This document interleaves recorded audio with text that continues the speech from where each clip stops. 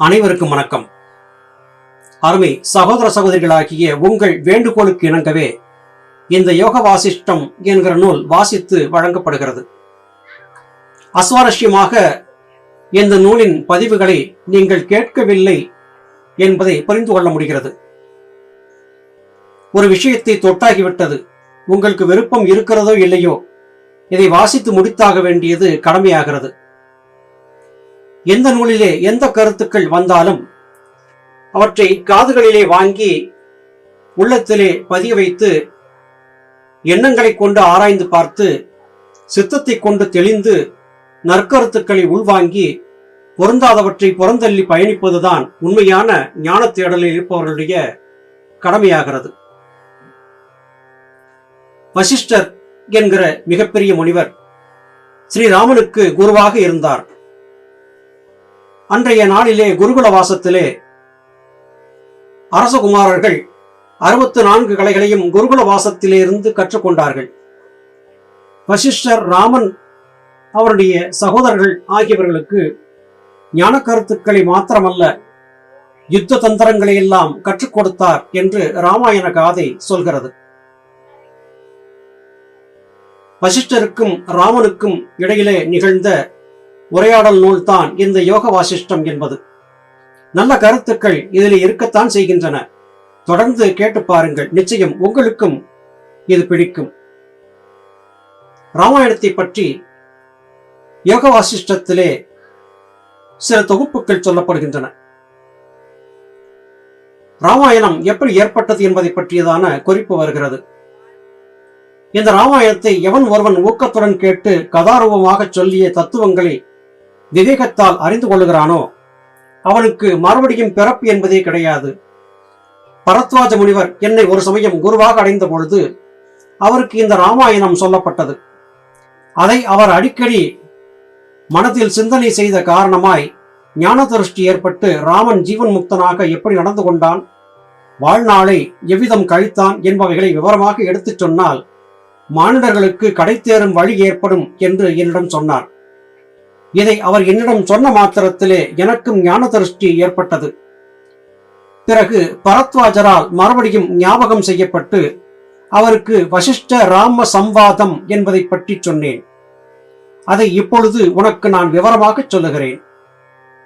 ராமன் இளைய வயது தாண்டியதும் தேச யாத்திரை செய்ய ஆவலுற்று தன்னை வெளியே அனுப்பும்படி தகப்பனாரை வேண்டிக் கொண்டான். இந்த வேண்டுகோளுக்கு இணங்கி தசரதன் தகுந்த ஏற்பாடுகள் எல்லாம் செய்து ராமனை தேச யாத்திரை செய்ய அனுப்பினான். ராமன் பல தேசங்களை சுற்றி பார்த்து காடு மலை வனம் நதிகள் எல்லாம் கடந்து பல கஷேத்திரங்களை கண்டு பல ஜனங்களையும் அவர்களின் பழக்க வழக்கங்களையும் அறிந்து கொஞ்ச காலம் கழிந்த பின் தன் ராஜ்யத்திற்கு திரும்பினான். தேச யாத்திரைக்கு பிறகு ராமனுடைய மனநிலையே வேறாக இருந்தது. வயது 16 நிரம்பாமல் இருந்தும் அந்த பிராயத்திற்கேற்ற உலக நோக்கமும் ஈடுபாடும் இல்லாமல் முதிர்ந்தவர்களுக்கேற்ற மனநிலை உடையவனாக இருந்தான். ஒரு பொருளிலாவது அல்லது யாதொரு காரியத்திலாவது ஊக்கமோ சந்தோஷமோ இல்லாமலும் வாழ்க்கையிலே ஒருவித பற்றும் இல்லாமலும் இருந்தான். சாப்பாடு தூக்கம் எல்லாம் குறைந்து நாளுக்கு நாள் உடம்பு மெலிந்து தேஜஸ் குன்றி க்ஷீணகதி அடைந்து நின்றான். இளவரசன் இவ்வாறு இருந்ததால் தாய் தகப்பன்மார்கள், சகோதரர், பந்துக்கள், மித்திரர்கள், வேலையாட்கள் முதலிய எல்லோருடைய நிலைமையும் நாளடைவிலே சீர்கட்டது. அரசன் என்ன செய்வது என்று தெரியாமல் இருந்தான். இப்படி இருக்கும் ஒரு நாள் ராஜசபை நடைபெறும் பொழுது காவலாளிகள் வந்து ஒரு விஷயம் தெரிவித்தார்கள். விஸ்வாமித்திர ரிஷி வந்திருப்பதாகவும் சக்கரவர்த்தியை காண விரும்புவதாகவும் கூறினர். இம்மகாபுருஷன் வந்ததை பற்றி தசரதன் சந்தோஷித்து நல்வரவு கூறி வேண்டிய உபச்சாரங்களை செய்து அவரை தன்னுடைய அவைக்கு அழைத்தான். விஸ்வாமித்திர தசரதன் உள்ளிட்ட சபையோரை ஆசீர்வதித்து தான் ஒரு பெரிய யாகம் செய்ய இருப்பதாகவும் அதற்கு 10 நாட்கள் அல்லும் பகலும் அந்த யாகம் நடக்க வேண்டியிருப்பதால் ராட்சசர்கள் மற்றும் அரக்கர்களால் எந்த விதமான இடையூறும் ஏற்படாமல் இருப்பதற்காக ராமனுடைய உதவியை நாடி வந்திருப்பதாக தெரிவித்தார். தாமே சிக்ஷிப்பதற்கு மேற்கொண்ட யாகமே தடையாக நிற்பதாகவும் தெரிவித்தார். ராட்சசர்கள் பலம் தற்சமயம் அதிகரித்திருப்பதாலும் அவர்கள் மாயை என்கிற வகையிலே போர்களை புரிவதாலும் இவர்களிடத்திலே ஏற்படக்கூடிய இந்த பாதிப்பிலே இருந்து என்னை காப்பாற்ற ராமனால் மட்டுமே முடியும் என்று தான் கருதியிருப்பதாகவும் தசரதனிடம் சொன்னார்.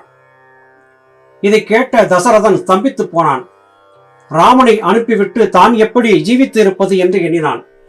ஆனால் மகரிஷியின் வேண்டுகோளை தான் நடத்தி கொடுக்க கடமைப்பட்டவன். கடமையை நிறைவேற்றினால் தான் உயிரிழப்பது நிச்சயம். ஆனால் ரிஷியின் கோபத்திற்கு ஆளாவது சரியில்லை.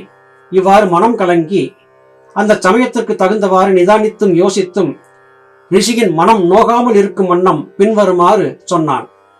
மகரிஷி, வெகுகாலம் சந்ததி இல்லாமல் இருந்து அதன் பிறகு எனக்கு குழந்தை பாக்கியம் ஏற்பட்டது. ராமனிடம் எனக்கு அதிக வாஞ்சை இருக்கிறது. இதை பற்றி தாங்கள் அறிந்திருப்பீர்கள். ராமன் இன்னமும் பாலகன். அவன் செல்வத்திலே பிறந்து செல்வத்திலே வளர்ந்து அந்த புறத்தை தவிர்த்து வேறு எதையும் அறியாதவனாக இருக்கிறான். ராமன் சண்டை செய்வதிலே அனுபவம் இல்லாதவன். எதிரியின் பலத்தை அறியும் சக்தியும் கூட அவனுக்கு இல்லை. இந்த சின்னஞ்சிறு பிராயத்திலே அரக்கர்களை எதிர்த்து போராட அழைக்கிறீர்களே, என்னால் இதை எப்படி ஏற்றுக்கொள்ள முடியும்? என் வேதனையை புரிந்து கொள்ளுங்கள் என்று பலவாறாக புலம்பி தவித்தான். ராமனுடைய ஆற்றல் என்ன என்பதை பற்றி தசரதன் சரியாக அறிந்திருக்கவில்லை என்பதை விஸ்வாமித்திர முனிவர் புரிந்து கொண்டார். கொடுத்த வாக்கை மீறி தசரதன் சொன்ன இந்த வார்த்தைகளை கேட்டு விஸ்வாமித்திரருக்கு கடும் கோபம் ஏற்பட்டது. நான் கேட்டதை கொடுப்பதாக சொன்ன நீ இப்போது சாக்குப்போக்கு சொல்லி உன் மகனை அனுப்ப மறுப்பது தவறு என்று சுட்டிக்காட்டி வாதம் செய்கிறார். நடந்த இந்த சம்பவங்களை எல்லாம் அங்கிருந்து கவனித்துக் கொண்டிருந்த தசரதனுடைய குலகுருவாகிய வசிஷ்டர் விஸ்வாமித்திரரின் கோபத்திற்கு தசரதன் ஆளாகிவிடக் கூடாது என்று அஞ்சினார். தசரதா, நீ செய்வது இக்ஷுவாகு குலத்திற்கு அவமானமாக போய்விடும்.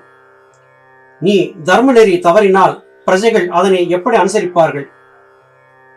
விஸ்வாமித்திரருடைய யோக்கியதைகளை பற்றி நீ மறந்தாய் போலும். அவர் சகலமும் அறிந்தவர்.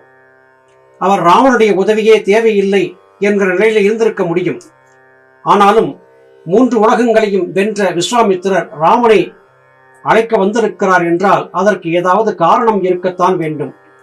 எனவே எந்த விதமான மறுப்பும் சொல்லாமல் ராமனை விஸ்வாமித்திரரோடு அனுப்பி வைப்பதுதான் சரி என்று உபதேசம் சொல்கிறார்.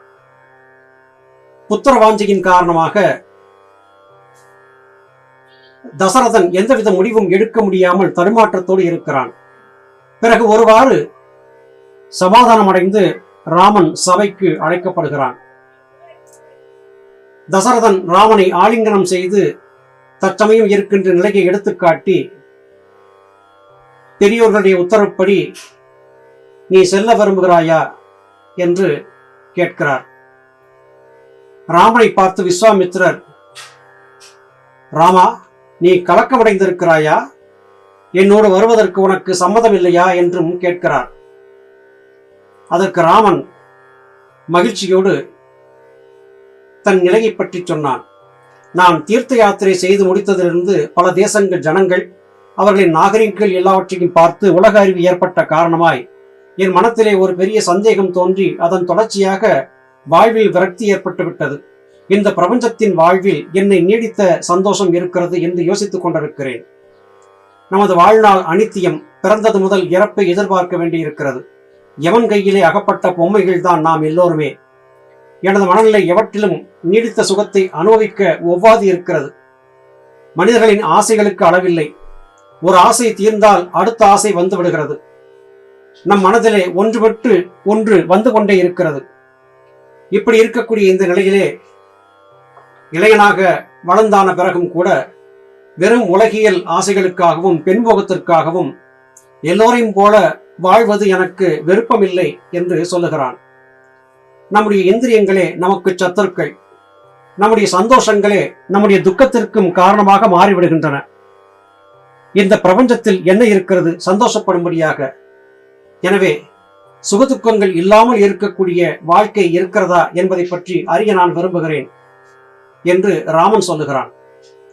ராமன் பேசிய இந்த பேச்சுக்களை கேட்டு சபையர்கள் அனைவரும் மிகவும் ஆச்சரியப்பட்டார்கள். இத்தனை இளைய வயதிலே இத்தனை புத்தி கூர்மையோடு ராமன் பேசுவதை கேட்டு அத்தனை பேரும் ஆச்சரியத்தின் உச்சியிலே சென்று அமர்ந்தார்கள். இவை எல்லாமே ராமனுடைய திடமனதையும் தீவிர வைராக்கியத்தையும் எல்லோருக்கும் எடுத்து சொல்லுவதாக இருக்கிறது. இரண்டாவது பிரகரணம் விவகார பிரகரணம், முமுட்சு விவகார பிரகரணம்.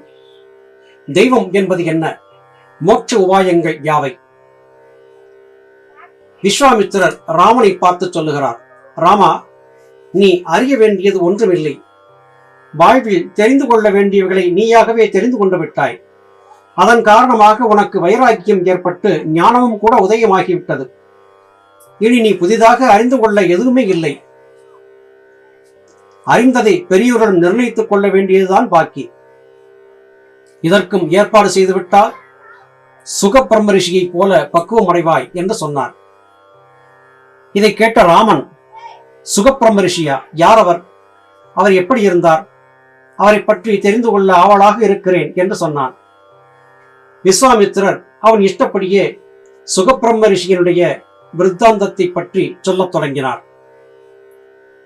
உன் தகப்பனார் அருகிலே உட்கார்ந்திருக்கும் ஞானியாகிய வியாசருக்கு சுகர் என்னும் நாமதேயம் போன்ற அபூர்வமான புதல்வன் ஒருவன் இருந்தான். பிறவியிலேயே ஞானம் ஏற்பட்டிருந்ததால் இளைய வயதிலிருந்தே ஞான மார்க்கத்தை அனுசரித்து 16 வயதுக்குள் சித்தியடைந்து விட்டான். ஆனால் எல்லாம் தன் சொந்த முயற்சியால் அறிந்து கொண்டபடியால் தாம் அறிந்ததற்கு மேலாக ஏதாவது தத்துவம் உண்டா இல்லையா என்கிற நிச்சயம் ஏற்படவில்லை. இதை பெரியவர்களிடம் கேட்டு நிர்ணயம் செய்து கொள்ள விரும்பி தன் தந்தையாகிய வியாசரையே குருவாக பாவித்து பின்வருமாறு கேட்டார். சம்சாரம் என்பது எப்படி ஏற்பட்டது? யாரால் ஏற்படுத்தப்பட்டது? இதற்கு எப்பொழுது ஓய்வு? வியாசர் இந்த கேள்விகளை கேட்டு தக்கவாறு பதில் சொன்னார். சுகர் இவைகளை தாமாகவே அறிந்திருப்பதாகவும் இவைகளுக்கு மேல் ஏதாவது தத்துவம் உண்டா என்றும் கேட்டார். நீ தெரிந்து கொண்டிருப்பதை தவிர வேறொன்றுமில்லை என வியாசர் பதிலளிக்க சுகர் சாந்தி ஏற்படாத வண்ணமாக இருந்தார். இனி சந்தேகம் வேறொருவர் சொல்லித்தான் தீரும் என்று அறிந்து கொண்டு வியாசர் தமக்கு தெரிந்தது அவ்வளவுதான் என்றும் அதற்கு மேல் ஜனக மகாராஜாவிடம் இருந்து தெரிந்து கொள்ளலாம் என்றும் சொன்னார். சந்தேக நிவர்த்தியிலே ஆவல் உற்றிருந்த சுகர் ஜனகரை கூடிய சீக்கிரமே காணும் பொருட்டு விதேக தேசத்திற்கு புறப்பட்டு போனான். மகாராஜனின் அரண்மனையை அடைந்ததும் அரசனை பார்க்க விரும்புவதாக காவலாளியிடம் சொல்லி அனுப்பினார். ஜனக மகாராஜா செய்தி கேட்டதும் காண வந்தவர் யார் என்றும் வந்த காரணத்தையும் ஒருவாறு ஊகித்துக் கொண்டு சில நாள் கழித்து பார்ப்பதாக தகவல் சொல்லி அனுப்பினார். அதன்படி 7 நாட்கள் வரையிலும் சுகர் காத்திருந்து அதன் பிறகு அரண்மனைக்குள்ளே அழைக்கப்பட்டு அங்கே 7 நாட்கள் கழித்து பிறகு அந்தப்புறவாசம் 7 நாட்கள் ஏற்பட்டது. இங்கே சோடோபச்சாரங்கள் நடைபெற்றன. இவ்வித சோதனைகளுக்கெல்லாம் மனக்கலக்கமில்லாமல் நின்ற சுகரின் யோக்கியதையை அறிந்த ஜனகர் இனி சோதனை போதும் என்று பாலகனை பார்ப்பதாக சொல்லி அனுப்பினார். இந்த இடத்திலே ஒரு விடயத்தை தெரிந்து கொள்ள வேண்டும். சுகர் ஜனகரிடம் சென்று தன்னுடைய ஐயங்களுக்கான விடையை தெரிந்து கொள்ள வேண்டும் என்று வந்திருக்கிறார். மிகப்பெரிய முனிவரின் மகன், சிறந்த ஞானி. அப்படியிருந்தும் வெறும் மன்னனாக இருந்த ஜனகன் உடனடியாக சுகரை சந்திக்கவில்லை. 7 நாட்கள் தங்கியிருக்க வைத்து சுகருடைய நடவடிக்கைகளை கண்காணித்தான். அதன் பிறகு அரண்மனைக்கு அழைத்து அந்தப்புற வாசம் என்கிற வகையிலே பற்பல விதமான ஆனந்தமயமான அனுபவங்களை ஏற்படுத்தி கொடுத்தான். அவற்றிலே எல்லாம் சற்றும் மனம் சஞ்சலம் கொள்ளாத சுகபிரம்ம ரிஷி தன் நிலையிலே வலுவாக உறுதியாக இருந்தார். சுகருடைய இந்த உறுதிப்பாட்டை பார்த்து ஆனந்தம் கொண்ட ஜனக மன்னன் அதன் பிறகு சுகருடைய சந்தேகங்களுக்கான பதிலை சொல்லுவதற்கு தயாரானான். இப்படி இந்த யோக வாசிஷ்டத்தின் பிரகரண பகுதி வருகிறது. சகோதர சகோதரிகள், ஒரு கருத்தை இங்கே புரிந்து கொள்ள வேண்டும். வியாசர் என்கிற மிகப்பெரிய ஒரு முனிவனுடைய மகனாக பிறந்து சகல ஞானங்களையும் கற்று தேர்ந்தெடுந்த சுகபிரம்ம ரிஷி தன்னுடைய சந்தேகங்களுக்கு சம்மந்தமில்லாத ஜனக மன்னரிடம் அனுப்புகிறார்கள் என்று கேள்வி எழுப்பவில்லை. எப்பொருள் யார் யார்வாய் கேட்பினும் அப்பொருள் மெய்ப்பொருள் காண்பது அறிவு என்கிற வள்ளுவ பெருந்தகையின் வாக்கின்படி அவர் நடந்திருந்தார் என்பதை புரிந்து கொள்ள முடிகிறது. தன்னுடைய சந்தேகத்தை தீர்த்து வைப்பவருக்கு என்ன தகுதி இருக்கிறது என்பதை பற்றி சிந்திக்கவில்லை. எல்லோருக்குள்ளும் ஏதாவது ஆற்றல் இருக்கும், எவரையும் குறைத்து மதிப்பிடக்கூடாது என்பதிலே சுகர் உறுதியாக இருந்தார். அது காரணமாகவே சுகபிரம்ம ரிஷி ஜனகன் அரண்மனையிலே அவருக்கு வைத்த அனைத்து சோதனைகளிலும் வென்றெடுத்து ஜனகனின் அன்பிற்கு பாத்திரமாகி அவரிடத்தில் இருந்த தன்னுடைய ஐயங்களை தீர்த்துக் கொள்வதற்கான பக்குவம் பெற்றவர் என்பதை நிரூபித்து காட்டினார். அத்தனை பெரிய வியாசமுனிவருடைய மகனாக பிறந்து ஞானியாக வளர்ந்திருந்த சுகபிரம்ம ரிஷியே தான் கற்றவற்றையெல்லாம் சர்வசாதாரணமாக நினைத்து மேலும் கற்றுக்கொள்ள வேண்டும் என்பதற்காக ஒரு சாதாரண மாணவனை போல காத்திருந்தார் என்றால், நாம் கற்றதெல்லாம் எவ்வளவு? நம் தலைக்குள்ளே ஆணவம் அகங்காரம் வரலாமா? நாம் கற்றதெல்லாம் போதும் என்று முடிவு கட்டிவிடலாமா என்பதை ஆலோசனை செய்து பார்த்தால் நம்மை பற்றி நாமே கொண்டிருக்கக்கூடிய எண்ணங்களுக்கு சவுக்கடி விழுந்திருப்பதை புரிந்து கொள்ள முடியும். அருமை சகோதர சகோதரிகளே, ஞானிகள் மகான்களுடைய வாழ்க்கை சரிதங்களை வாசிக்க வாசிக்க நமக்கு பக்குவம் ஏற்படும் என்பதை மீண்டும் ஒரு முறை இங்கே சொல்லி அடுத்த பதிவிலே உங்களை சந்திக்கிறேன். அதுவரையிலும் நன்றி, வணக்கம்.